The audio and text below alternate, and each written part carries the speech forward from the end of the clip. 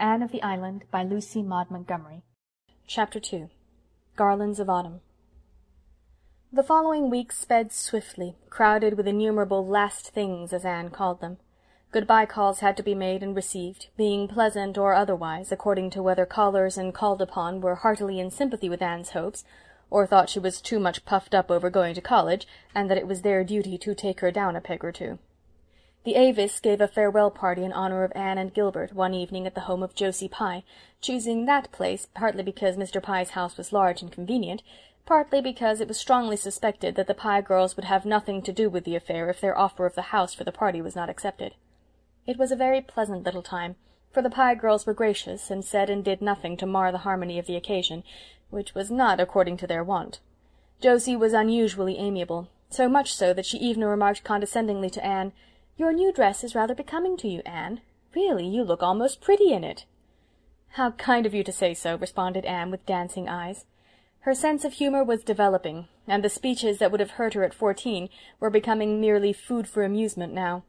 Josie suspected that Anne was laughing at her behind those wicked eyes, but she contented herself with whispering to Gertie as they went downstairs that Anne Shirley would put on more airs than ever now that she was going to college. You'd see. All the old crowd was there, full of mirth and zest and youthful light-heartedness. Diana Barry, rosy and dimpled, shadowed by the faithful Fred; Jane Andrews, neat and sensible and plain; Ruby looking her handsomest and brightest in a cream silk blouse, with red geraniums in her golden hair; Gilbert Blythe and Charlie Sloane, both trying to keep as near the elusive Anne as possible; Carrie Sloane, looking pale and melancholy because, so it was reported, her father would not allow Oliver Kimball to come near the place; Moody Spurgeon Macpherson, whose round face and objectionable ears were as round and objectionable as ever; and Billy Andrews, who sat in a corner all the evening, chuckled when anyone spoke to him, and watched Anne Shirley with a grin of pleasure on his broad, freckled countenance. Anne had known beforehand of the party, but she had not known that she and Gilbert were, as the founders of the society, to be presented with a very complimentary address and tokens of respect, in her case a volume of Shakespeare's plays, in Gilbert's a fountain pen. She was so taken by surprise and pleased by the nice things said in the address, read in Moody Spurgeon's most solemn and ministerial tones, that the tears quite drowned the sparkle of her big grey eyes. She had worked hard and faithfully for the Avis, and it warmed the cockles of her heart that the members appreciated her efforts so sincerely. And they were all so nice and friendly and jolly, even the Pye girls had their merits. At that moment Anne loved all the world. She enjoyed the evening tremendously, but the end of it rather spoiled all. Gilbert again made the mistake of saying something sentimental to her as they ate their supper on the moonlit veranda, and Anne, to punish him, was gracious to Charlie Sloane, and allowed the latter to walk home with her. She found, however, that revenge hurts nobody quite so much as the one who tries to inflict it. Gilbert walked airily off with Ruby Gillis, and Anne could hear them laughing and talking gaily as they loitered along in the still, crisp autumn air. They were evidently having the best of good times, while she was horribly bored by Charlie Sloane, who talked unbrokenly on, and never, even by accident, said one thing that was worth listening to. Anne gave an occasional absent yes or no, and thought how beautiful Ruby had looked that night, how very goggly Charlie's eyes were in the moonlight, worse even than by daylight, and that the world, somehow, wasn't quite such a nice place as she had believed it to be earlier in the evening. "I'm just tired out. That is what is the matter with me," she said, when she thankfully found herself alone in her own room. And she honestly believed it was. But a certain little gush of joy, as from some secret unknown spring, bubbled up in her heart the next evening when she saw Gilbert striding down through the haunted wood, and crossing the old log bridge with that firm, quick step of his. So Gilbert was not going to spend this last evening with Ruby Gillis after all. "You look tired, Anne," he said. "I am tired, and worse than that, I'm disgruntled. I'm tired because I've been packing my trunk and sewing all day, but I'm disgruntled because 6 women have been here to say good-bye to me, and every one of the 6 managed to say something that seemed to take the color right out of life and leave it as gray and dismal and cheerless as a November morning." "Spiteful old cats," was Gilbert's elegant comment. "Oh, no, they weren't," said Anne seriously. "That is just the trouble. If they had been spiteful cats, I wouldn't have minded them, but they are all nice, kind, motherly souls, who like me and whom I like, and that is why what they said, or hinted, had such undue weight with me. They let me see they thought I was crazy going to Redmond and trying to take a B.A., and ever since I've been wondering if I am. Mrs. Peter Sloane sighed and said she hoped my strength would hold out till I got through, and at once I saw myself a hopeless victim of nervous prostration at the end of my 3rd year. Mrs. Eben Wright said it must cost an awful lot to put in 4 years at Redmond, and I felt all over me that it was unpardonable of me to squander Marilla's money and my own on such a folly. Mrs. Jasper Bell said she hoped I wouldn't let college spoil me, as it did some people, and I felt in my bones that the end of my 4 Redmond years would see me a most insufferable creature, thinking I knew it all and looking down on everything and everybody in Avonlea. Mrs. Elisha Wright said she understood that Redmond girls, especially those who belonged to Kingsport, were dreadfully dressy and stuck up, and she guessed I wouldn't feel much at home among them, and I saw myself a snubbed, dowdy, humiliated country girl, shuffling through Redmond's classic halls in copper-toned boots. Anne ended with a laugh and a sigh commingled. With her sensitive nature all disapproval had weight, even the disapproval of those for whose opinions she had scant respect. For the time being, life was savourless, and ambition had gone out like a snuffed candle. "You surely don't care for what they said," protested Gilbert. "You know exactly how narrow their outlook on life is, excellent creatures though they are. To do anything they have never done is anathema maranatha. You are the first Avonlea girl who has ever gone to college, and you know that all pioneers are considered to be afflicted with moonstruck madness." "Oh, I know. But feeling is so different from knowing.